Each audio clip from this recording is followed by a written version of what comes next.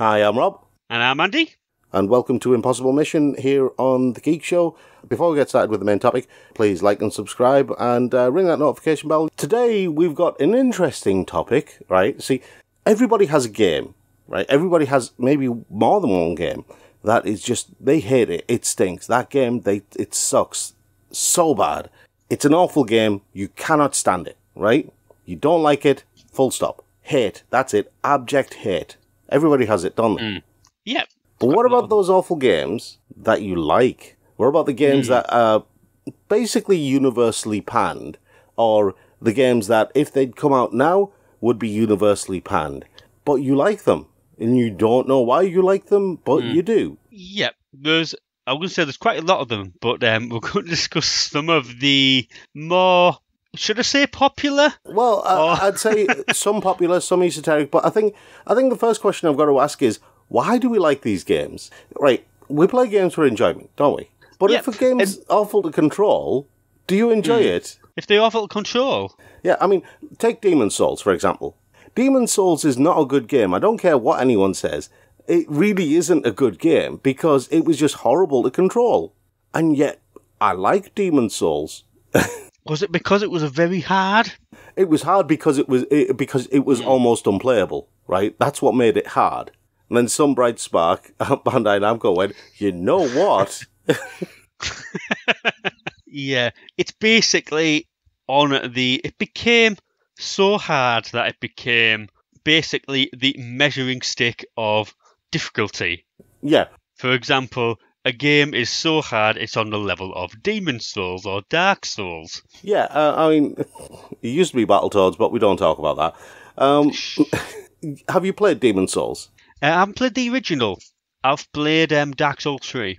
I played that one quite a bit. If you get a chance to play the original Demon's Souls, right, I recommend everybody gives it a try because, as I said, the game is almost unplayable, right? It's stupidly difficult to play.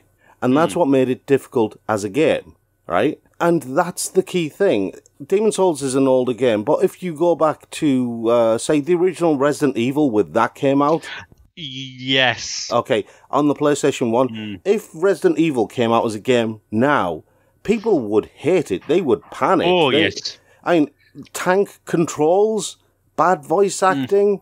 The thing is, at the time... dodgy camera angles. That was the point, wasn't it? It was a new game, basically just about a virus in a mansion, zombies, and it was basically it was marketed as a B movie. Yeah. So at the time, that was the thing. But yes, imagine Resident Evil 4 with that voice acting. Yeah, but I mean, the original Resident Evil for me is the one that if it came out now... See, Resident Evil 4, if it came out now, people would look at it and go, okay, yeah, it's decent. I wouldn't say it's a groundbreaking game, but it's decent. If it came out now, that is, okay? When it came out, okay, it was groundbreaking for Resident Evil. I'm not going to go into that.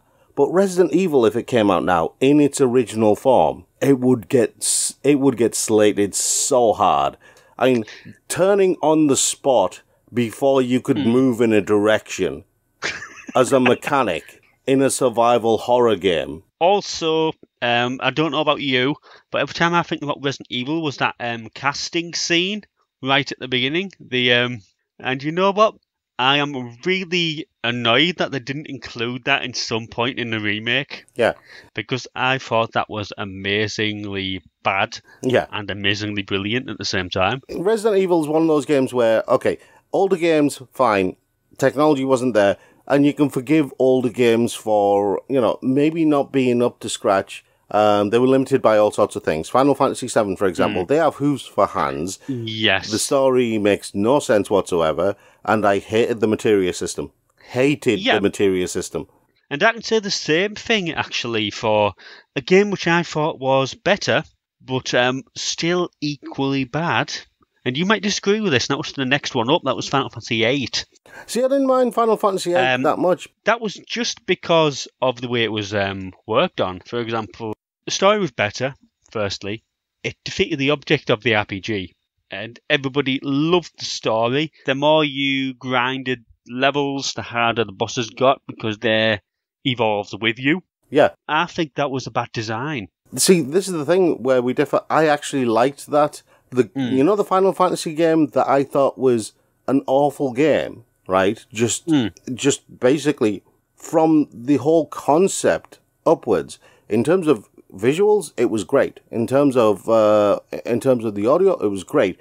In terms of the game itself, though, I just went, there is no point in me playing this game, right?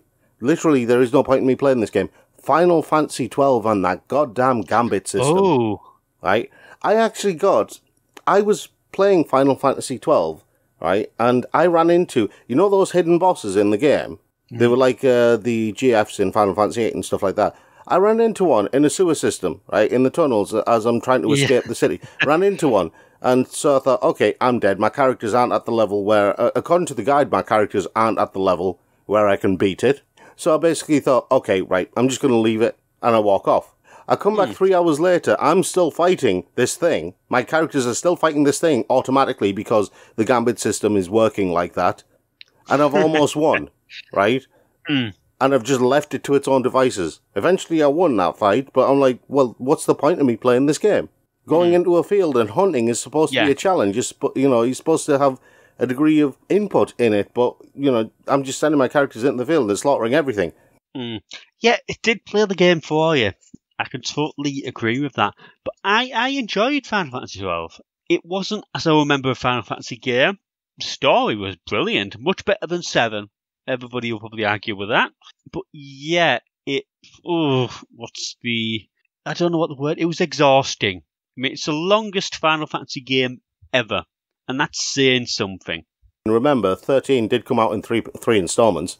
Yeah, but I'm meaning in the case of single game story. Okay, then I'm gonna have to wave 14 in your face. Oh, that doesn't count. That's an online game. They go on for 10 years. The new version of 14. I'm saying. Let's talk about some more modern ones. There's been some interesting ones that they're stupid games, right? When you play games like Candy Crush and stuff like that. Right. Yes. It scratches a certain itch, doesn't it? Yeah. Right. But not the itch that you want to scratch. Yeah, but you kind of have these console equivalents, I'd say, of games that you really don't need to be heavily invested in. Like those 1 versus 1,000 games, like was it 99 Nights and all the Dynasty Warriors games and Dead Rising. Yes. I loved it. I love the game. Don't get me wrong. I think Dead Rising 1 and 2 and Off the Record were really fun games to play. Yeah. But in terms of the actual game, it's a stupid game. Oh, yeah. I have chainsaws on the end of these paddles. My weapon will disobey the law of physics, Yeah. And the amount of frustration that went through, these people, if I can remember, have just invaded the mall. They've all got swords or something. They're like yellow sheets I can't remember what they were. It was like a storyline in the game. But for some reason, they became more deadly than the zombies. The storyline in Dead Rising was something that I just thought, why? Why are you bothering with this? Just have it like this. There's a bunch of zombies outside. You have to survive for as long as you can. And have a timer. Basically, have it like a leaderboard type thing where you have it so that you can be attacked by waves of zombies, hordes of zombies you basically have. And you have to craft weapons to try and survive for as long as you can. The whole point is survival, right? Yeah. Everybody's out for themselves, so you can run into other survivors. Am I making the best Dead Rising game here? They did have a mode like that.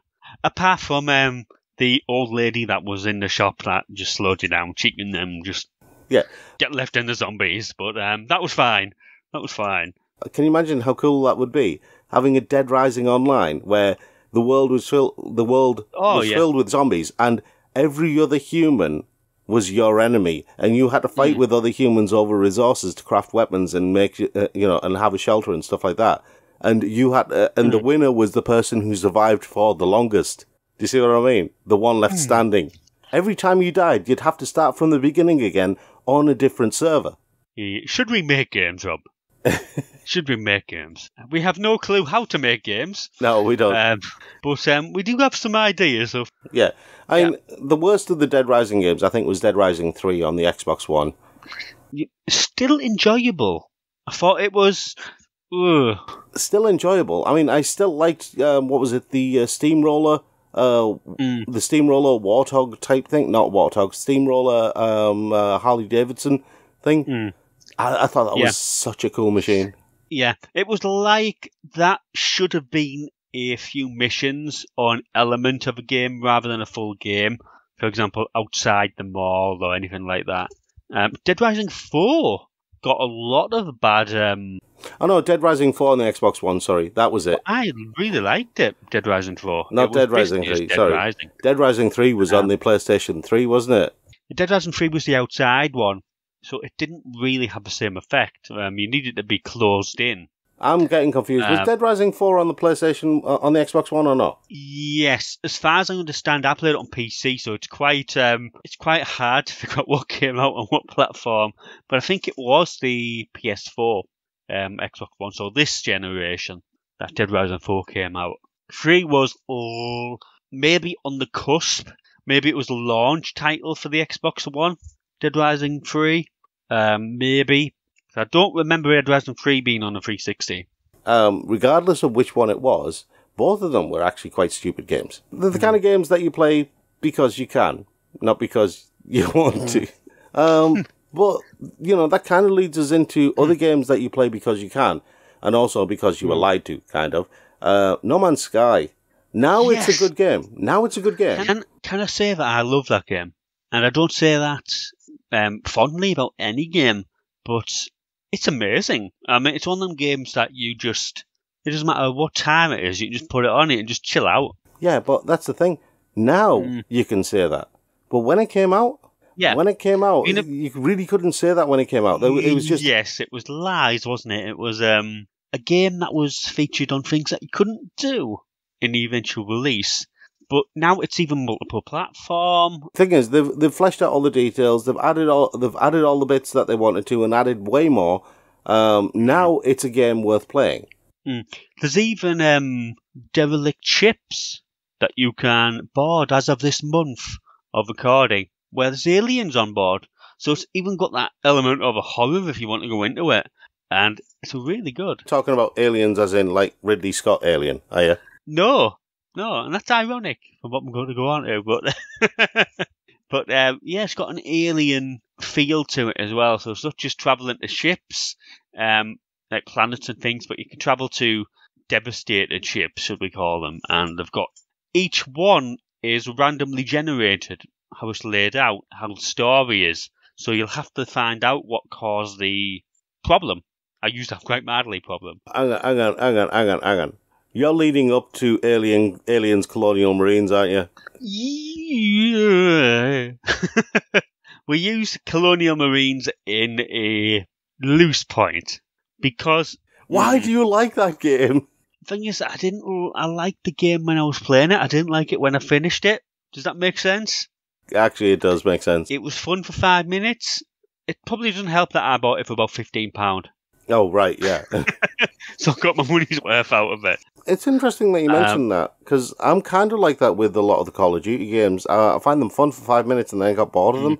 The only Call of Duty game of recent times that I actually thought, this is more interesting than the others, was actually Call of Duty Ghosts. And that was mainly because of the setting. The whole idea, that the United States has been nuked and now it's a broken country.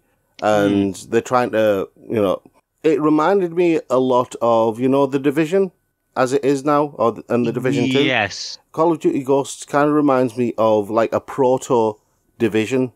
Well, that's ironic, though, because COD Ghosts, I was going to say, it's only... COD Ghosts, they haunt fishermen in the night. That's a sequel. That's a DLC. Call of Duty Ghosts was ironically first Call of Duty I played since Call of Duty 4, because I got tired of it. I used to love them, but when it got to 4, played it, then 5th one come out, and I'm like, no, went auto online. But Call of Duty Ghosts, that was the first one I got on the PS4. I got it with my PS4, and I actually enjoyed it. I'll be honest, I'm exactly the same with Fallout. I played all of the Fallout until New Vegas. And Fallout 4 came out, and I took one look at it and said, that looks dull. I liked Fallout 4. Story wasn't the best. New Vegas is the best one for me. I might be a bit biased because I played the Fallout 4 VR as well. It's a lot different.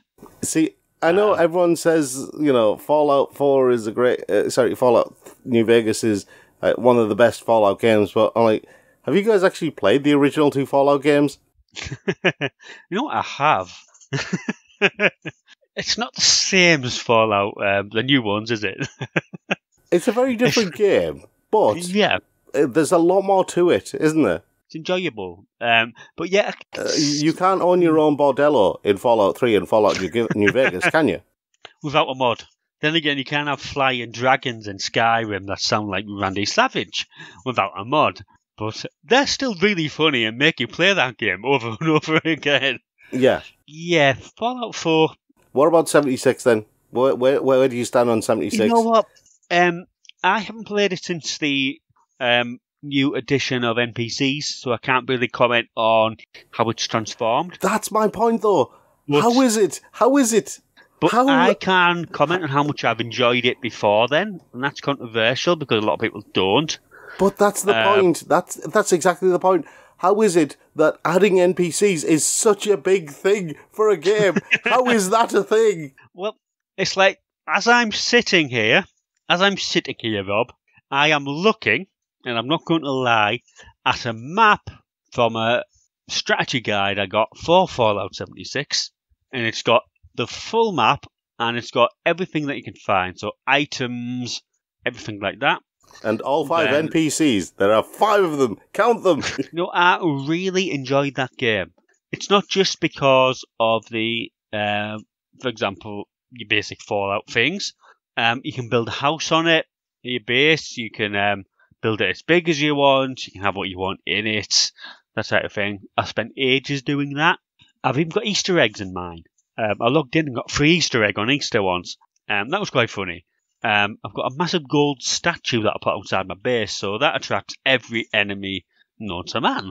But it's because the map itself, it has its own, what I call zones. I think they're called zones. For example, if you build looking at the map I've got now, if you build your base, you can transport your base throughout every time. You pay like 3 caps or something to transport your base. So if you have your base in the bottom right section of the map, that's the high level section of the map. So, I mean, you can wake up, you can log in to your game, and you can have the most difficult, the Mirror Queen. I don't know if you played much of Fallout, but they're quite renowned throughout. Just outside your base, destroying your base in the morning. And you think, you know what, I'll move. Something to wake up to. I have a more fundamental question for you, right? And it involves a game that I find inherently stupid. I mean that in, like, every way. It is a stupid game. The controls aren't great. The graphics are, sometimes they can look like things that you'd find on, one of those old kind of GIF sites from the early noughties or the late 90s. Badly photoshopped and stuff like that. I am talking about the one, the only Goat Simulator. Why the hell do people like Goat Simulator? Well, why does anybody like simulator games? I can understand certain games, I can even understand why people like I Am Bread. That's a fun game. But this is the thing, I can understand why people like I Am Bread, in the same way I can understand why people like Katamari. I don't get Goat Simulator. I know you basically play as a goat, but if you're playing as a goat, then, be the goat properly, right? That means eating, sleeping, pooping, chewing on all sorts of things, because goats do chew on everything. Cans, plants, other animals, people, clothes, cars, buildings, and they also get everywhere, right? Well, Goat Simulator, it was one of the games, I won't lie, I bought it it was about a £5. Yeah. For Goat Simulator, one of them fun games that you might play with, but there's just something about running down the road, smashing into cars as a goat, basically causing death to goats. Hang on, so you ran down the street smashing into cars and you died? Well, the goat doesn't die, that's the best thing, it just gets back up again. It's basically if they maybe make a destruction simulator where you can just choose whatever you want to control and then smash it into buildings or into cars or anything like that. So maybe you can do the same thing as a goat simulator, but a giraffe simulator. That's my point, though. Goat simulator, right? If you played Grand Theft Auto and you got hit by a car, you'd die. Yeah? Well, not necessarily. Maybe not immediately, but you get injured. You get that body armor that apparently saves you from getting hit by a tank. Okay, so so I've mistaken Goat Simulator. Goat Simulator was basically Goat Theft Auto, was it? Is that what you're telling me? Grand Theft Auto. Very like Grand Theft Auto. The question still remains: why do people like it? I can see your brain working. I don't know. Maybe people are just really, really obsessed. Maybe people have a really dark. I don't know. Maybe people don't like goats. Do you see what I mean, though? It's everybody. When Goat Simulator came out, everybody went crazy over Goat Simulator. It reminded me of what's that one? You remember the Pigeon Dating Simulator? I've forgotten what it's called. Yes. I know a few people have bought that. Yeah, it's a rubbish game, but people love it. And I don't know, is it something to do with the internet? Is it because we're becoming more and more open-minded about, just relationships and the world and the things that we can be in the world? I hope it's not that. I don't know. You have to think to yourself, would you play that game if it was £40? I think that's actually a very good point. Because that's a good thing we can put on some of these games. Goat Simulator.